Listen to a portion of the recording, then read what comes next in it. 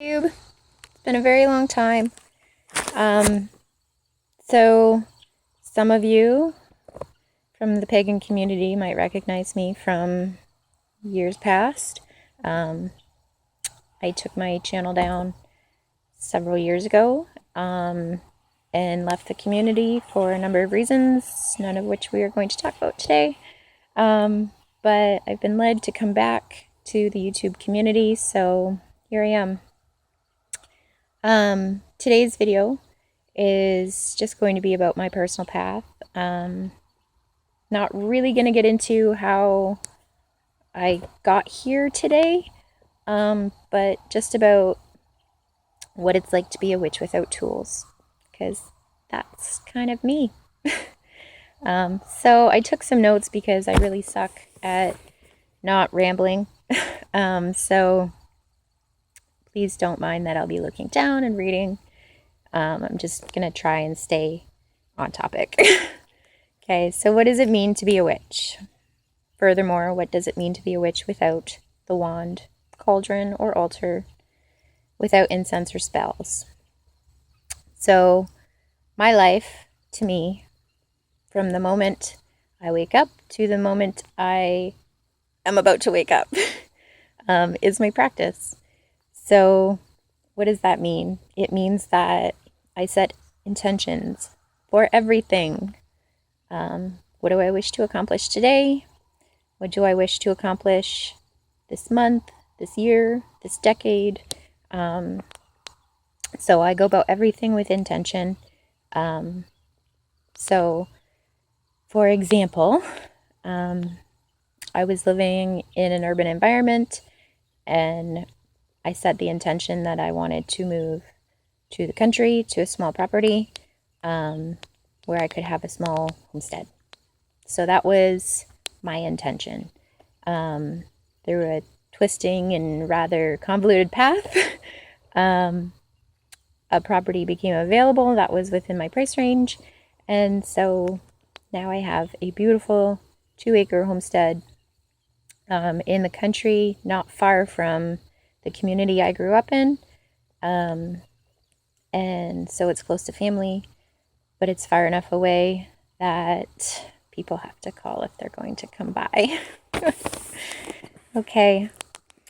Yeah, so that's my biggest example of setting an intention and then following through and finding my way to get ultimately what it was that I wanted. Okay, so magic in my kitchen, cooking, honoring the food that nourishes my body and the body of my family. Tea is magic, truly. Herbs grown with love and care, harvested respectfully, are our allies. There's proof of this all around us. Okay, so that's a pretty loaded statement. So first of all, my partner is an organic farmer. So all of our produce comes from the work of his hands. He provides us with amazing, beautiful produce, which nourishes our bodies. And I've come to look at the transfiguration that happens within my body when I imbibe food as magical. And it really, truly is. I think if you look into the science of how our bodies actually process food and make it into energy is pretty amazing. We are the microcosm. So that's how I see that. Now herbs. Herbs are a big topic. Okay, so I'm only going to touch briefly on this. We'll go into it later in another video sometime, perhaps. But herbs are magic. So as magical folk, we often recognize the magical associations with herbs. Herbalists look at the medical use of herbs. Now, from my perspective, these are actually very much intertwined. I very much identify with wort cutters and wise women of times past. I really think that they were the truly magical people of our history.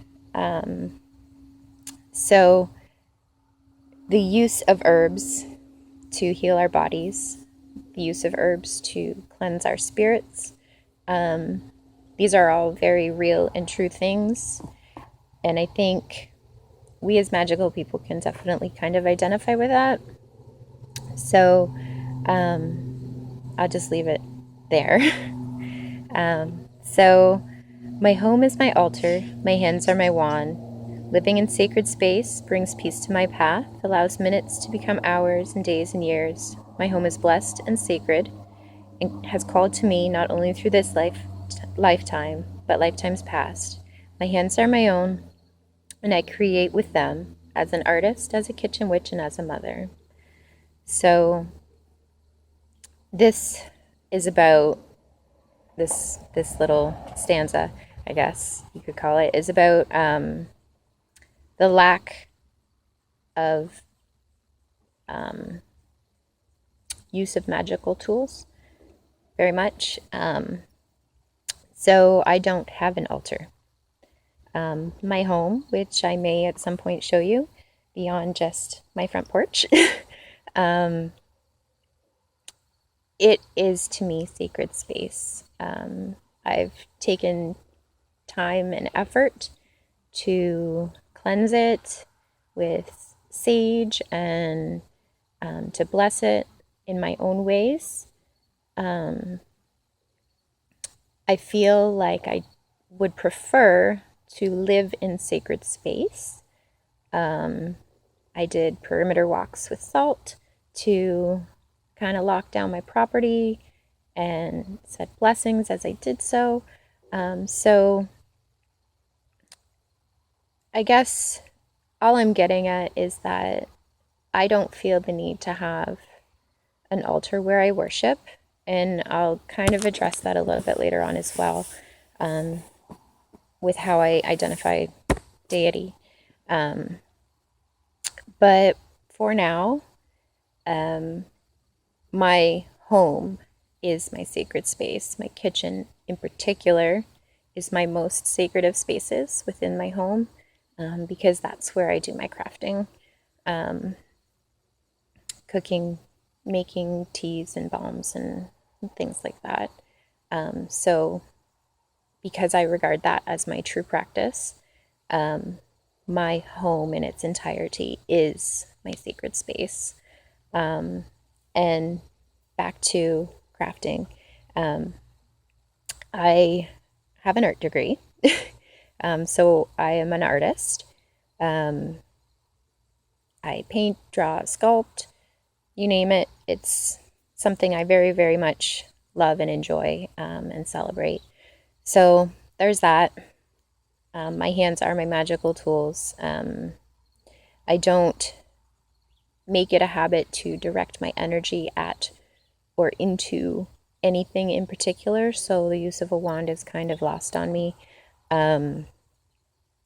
If I'm going to put my intention, interest, or love into something, which to me is spell work, that's imbibed through my hands. It's imbibed through the use of my physical being, as opposed to an implement. So that's, I guess, all I'm trying to say about that. Okay, so I've explored the use of tools and not found them useful. To me, they are cumbersome and add unnecessary distraction. The am I doing it right thought path comes up for me when I try and use tools. For me, simplicity is key for moving my intention into the universe. So again, simplicity is using my actual hands, my tools that I'm familiar and comfortable with, my hands. Okay. So I also lack deity identification. For me, there is sacred masculine, sacred feminine, and their union, which is the universe. Even just the word universe and union come from the same root. So for me, that's my perspective. By all means, if you identify with, a specific god or goddess, have at her. I personally do not. I kind of choose to embrace both and ask for the fruits of their union to show progress towards my goals. And the universe provides abundantly. So I'll go back to the example of my farm. So I desperately wanted to get out of the urban environment, and I really, really wanted to be out in the country. And when I set that intention and I asked for it, I was given the opportunity to have that. So that was really big, and I guess that to me shows that the universe provides abundantly. Okay, so living life in magic is being aware of the inner and outer worlds, the microcosm and the macrocosm, or as above, so below, a saying I think we're all familiar with. The latter of which is where I began in understanding the world around me, living, breathing, thinking, being in that knowledge is priceless. To me, it is a great display of the true magic in life. So, again, it's a fairly loaded statement. What do I mean by that? So, I come from a background of education. So I spent a lot of years in school, and I'm actually going back to school in September. But, okay, so where was I going with that? I like to try and look at the big picture in order to see the smaller picture more clearly. So the macrocosm being the universe, being our solar system, being our galaxy, and how it works together to create what we see around us. So how is that reflected on the microcosm? Well, if you look at, okay, so let's look at Earth. Okay, so Earth is a planet. We don't really regard it as sentient. I personally do, but we as a group do not necessarily see it as sentient. I think that's unwise, but that's a topic for another day. Anyway, so the way Earth works is it's a group of different species and subspecies inhabiting a closed ecosystem, of which there are many smaller ecosystems, and it goes on and on and on. So the macrocosm being Earth, the microcosm being my body, my personal self. So if we look at kind of the science going on in understanding our bodies, we can understand that our microbiotics, so the viruses, bacteria, yeasts, all of these different microorganisms are living within us, and without those, we perish. So to kind of bring that home, and for anyone who's not really familiar with the world of microbiotics, we rely on different microorganisms to break down our food, to inhabit our skin and prevent infections and of our skin. Same with our mouth, our nose, our eyes, our ears, every part of our body that isn't human cells, which is close to 50-50 from what I understand from the different articles I've read and such. each of those small, tiny microbiotics plays a vital role in our health and wellness. And I think for a lot of people, health and wellness isn't really part of their practice. But for me, it is my practice. So my microbiome, we'll say, is a reflection of the greater microbiome that we actually exist within on our earth. And earth is part of a larger microbiome, which is our solar system, which is, again, part of a larger microbiome, which is our universe. Okay, our galaxy, our universe, you get it, right? So, understanding about, even just on a tertiary level, microbiotics and how they work, I think gives us the opportunity to have a better perspective on how our earth works. It offers us an opportunity to understand the magic that is within us. Because really, the fact that all of these organisms live together harmoniously for the sole purpose of the well-being of our bodies is pretty amazing. That to me is real magic. That's the tangible, touchable magic. So for those of you who, I guess, need proof of magic in life, that's it. So I don't really expect this video to be helpful in any real way, shape, or form, but I just thought it was time to kind of put that perspective out there and to, kind of give another side of the story. So, yeah, I hope you enjoyed this and, have an awesome day. It's beautiful out.